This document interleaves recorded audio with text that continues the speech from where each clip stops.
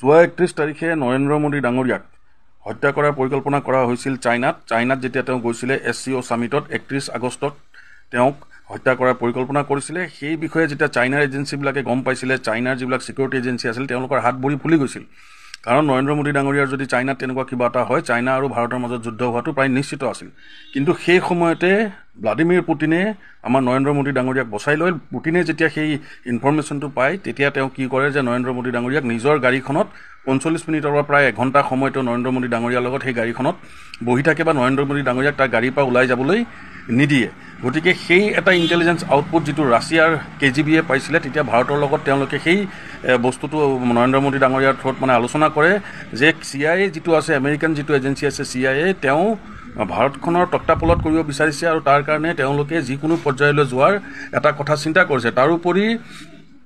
CIAৰ যিটো প্লেন আছিল যে যিটো সেন্ট মাৰ্টিন আইলেণ্ড আছে বাংলাদেশৰ, সেই সেন্ট মাৰ্টিন আইলেণ্ডটো লৈ পেলাই ভৱিষ্যতে আমাৰ মণিপুৰ, মিজোৰাম আৰু অৰুণাচলক লৈ পেলাই তেওঁলোকে যি এখন খ্ৰীষ্টান দেশ কৰাৰ পৰিকল্পনা কৰিছে, সেই পৰিকল্পনাটোৰ বাধা একমাত্ৰ নৰেন্দ্ৰ মোদীয়ে দি আছে। আৰু বাংলাদেশত সেইকাৰণে আমেৰিকাই তক্তাপলট কৰিছিল এই সেন্ট মাৰ্টিন আইলেণ্ডটোৰ কাৰণে। গতিকে তাৰ পিছত নৰেন্দ্ৰ মোদী ডাঙৰীয়াই যেনেকৈ শ্বেখ হাছিনাক নিজৰ দেশত আনি পেলাই ৰাখিলে বা আমেৰিকাৰ সেই প্লেনটো ছাকচেছ হ'ব নিদিলে, গতিকে তাৰোপৰি আমেৰিকাই অপাৰেশ্যন সিন্দুৰৰ সময়ত ভাৰতে যেনেকৈ আমেৰিকাৰ বেছবিলাক মাৰিলে আৰু মেইনলি আমেৰিকাৰ যিটো এছিয়াত প্ৰভুত্ব আছিলে, সেই প্ৰভুত্বটো লাহে লাহে কমিছে, কাৰণ নৰেন্দ্ৰ মোদীক বা বৰ্তমানৰ চৰকাৰখনক আমেৰিকাই নিজৰ মতে চলাব পৰা নাই। এতিয়া ইণ্টাৰেষ্টিং কথাটো হ'ল, সেই একেই 31 আগষ্ট তাৰিখে বাংলাদেশৰ 5 ষ্টাৰ হোটেলত যিজন CIAৰ এজেণ্টক এই দায়িত্বটো দিছিল যে নৰেন্দ্ৰ মোদীৰ হত্যাৰ পৰিকল্পনা কৰিবলৈ, তেওঁৰ নাম আছিল টেৰেন জেকচন। এই টেৰেন জেকচনৰ মৃতদেহ তাত পোৱা যায় আৰু আমেৰিকান এজেন্সিবিলাকে সেই মৃতদেহটো একো পষ্টমৰ্টম কৰিব নিদিয়ে বা তেওঁলোকে বাংলাদেশ গভৰ্ণমেণ্টক বা বাংলাদেশৰ মিডিয়াক ধমকি দি পেলাই সেই বিষয়টো কাকো নকবৰ কাৰণে কয় আৰু সেই ডেড বডি যিটো আছিল সেই ডেড বডিটো লৈ পেলাই গুচি যায়। গতিকে বাংলাদেশ মিডিয়াৰ থ্ৰুতে বহুত দিনৰ মূৰত, আজি 42-43 দিনৰ মূৰত এই কথাটো ওলাইছে যে এনেকুৱা এটা ঘটনা হৈছিল বা টেৰেন জেকচন বুলি তাত এজন CIA এজেণ্ট আছিলে। কিন্তু প্ৰথম অৱস্থাত আমেৰিকাই তেওঁলোকক টেৰেন জেকচনক CIA এজেণ্ট বুলি মানা নাছিল, যদিও পিছত দেখা পোৱা গ'ল যে তেওঁ বাংলাদেশৰ যিবিলাক আৰ্মি আছিল তেওঁলোকক ট্ৰেইনিং দিয়া দেখা পোৱা গৈছে, আমেৰিকান আৰ্মিৰ ড্ৰেছত তেওঁক বাংলাদেশত দেখা পোৱা গৈছে। আৰু তাৰোপৰি আজি দুদিনমান আগতে বাংলাদেশৰ বেলেগ এখন হোটেলৰ পৰা আমাৰ পাকিস্তানৰ যিটো এজেন্সি আছে ISI, তো ISIৰো 2-এজন যি আপোনাৰ স্পাই বুলি কয়, যিবিলাকক ধৰক আপোনাৰ এজেণ্ট বুলি কয়, তেনেকুৱা এজেণ্টৰ মৃতদেহো বাংলাদেশৰ পৰা পোৱা গ'ল। গতিকে এতিয়া জানিব পৰা মতে যিটো ওলাই আছে ছ'চিয়েল মিডিয়াত বা অন্যান্য নিউজ চেনেলত বা বিভিন্ন ডিফেন্স এনালাইচিছ বা আগতে চিকিউৰিটিৰ লগত ৰিলেটেড যিবিলাক মানুহে দেশত কাম কৰিছিল, তেওঁলোকে যিটো বস্তু কৈ আছে যে একচুৱেলি এই যিটো টেৰেন জেকচনক হত্যাটো কৰা হ'ল, সেই হত্যাটো আৰু KGBয়ে মিলি পেলাই কৰিছে। কাৰণ টেৰেন জেকচনক হত্যা কৰাৰ পিছত তেওঁৰ যিটো ডেড বডি আছিল, তাৰ ডেড বডিটো নীলা পৰি গৈছিল বা তেওঁক বিধি মাৰাৰ নিচিনা এটা পৰিকল্পনা কৰি তেওঁক মৃত্যু দিয়া হৈছিল ৰাছিয়ান এজেন্সি আৰু ৰয়ে মিলি পেলাই। গতিকে তাৰ যিটো নৰ্মেলি দিয়ে, KGBয়ে তেনেকৈ ধৰণে কাম কৰে বুলি তেওঁলোকৰ এটা ৰেকৰ্ড আছে। গতিকে তাত KGB আৰু ইনভলভ হোৱাটো প্ৰায় নিশ্চিত বুলি বহুত আমাৰ বিশেষজ্ঞই ক'ব বিচাৰে। আৰু তাৰোপৰি মেইন কাৰণটো হৈছে নৰেন্দ্ৰ মোদী ডাঙৰীয়াক CIA ৰাস্তাৰ পৰা আঁতৰোৱাৰ কথাটো হৈছে এনেকুৱা যে CIA এতিয়া পাকিস্তানত প্ৰথম তক্তাপলট কৰিলে ইমৰান খানক, তাৰপিছত তেওঁলোকে ম্যানমাৰত কৰিলে অলপ দিন আগতে, তাৰপিছত তেওঁলোকে নেপালত কৰিলে, তাৰপিছত তেওঁলোকে বাংলাদেশত কৰিলে, কিন্তু অকল ভাৰতবৰ্ষক তেওঁলোকে পৰা নাই। আৰু ভাৰতবৰ্ষৰ লগত আৰু এটা শত্ৰুতাৰ কাৰণ হৈছে ৰাছিয়াৰ সৈতে ভাৰতৰ যিটো মিত্ৰতা। গতিকে এই মিত্ৰতা তেল